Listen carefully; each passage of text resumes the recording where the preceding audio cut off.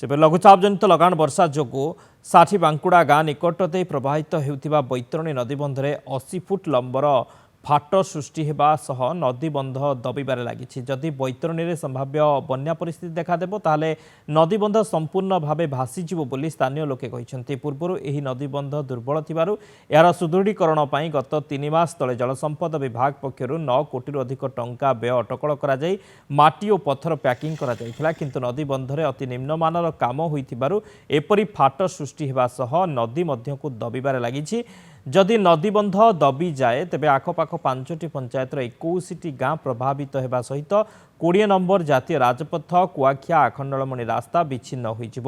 ନଦୀବନ୍ଧ ଦବିଯିବା ବାବଦରେ ଜଳସମ୍ପଦ ବିଭାଗ ଧାମନଗର କନିଷ୍ଠ ଯନ୍ତ୍ରୀଙ୍କ ସହ ଯୋଗାଯୋଗ କରାଯାଇଥିଲେ ମଧ୍ୟ କିଛି କହିବେନି ବୋଲି ମନା କରିଦେଇଥିଲେ।